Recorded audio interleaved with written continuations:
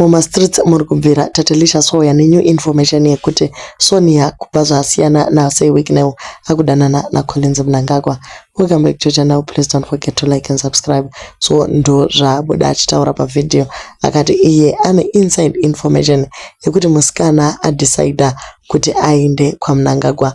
Collins uyu ari kunze ane mudzimai wechipiri uyo munin'ina wemudzimai wasitana Dion, asi iko zvino wakudanana zvakare naSonia Wero. Guys, pakaipa kumukomana ari kuda kupedza vasikana vese vakanaka here vari muZimbabwe. So abasisi bavatanya vati ivo ndo zvavainazvo so far uye vari kushandisa imwe information because they are very close nevakomana vekwaMnangagwa. Musikana anoratidza kuti aiwa upenyu hwepamusoro ndo hwaanoda chaizvo, and recently pane munhu anga achikotenga maruva. Sisi babatanya vari kuti maruva iwayo anga achingobva zvakare nekwaMnangagwa, asi fiye yavo imwe chete.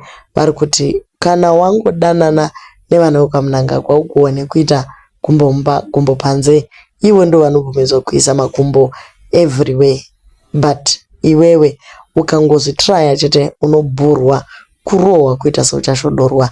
So vari kungoti watch out very soon kuwana musikana otogwa mapicture akawanda akapfeka magirazi kunenge kuri kuvhara mablue eye nekuti mukomana haaziregi kurova kana zvadaro. Manetizens ari worried zvachose kuti iye mukomana Wikine wachagona here kuzoshandidzana zvakanaka nevana vekwaMnangagwa kana achingaziva kuti Sonia wakupota uchimboenda nekuseri. So ndo wari iripo kuti kunogona kungotangwa kamwe karevolution kana kuti mukomana anogona kuzosungirwa Gwanda solar project otozviona apinda mutorongo just because of Amai John.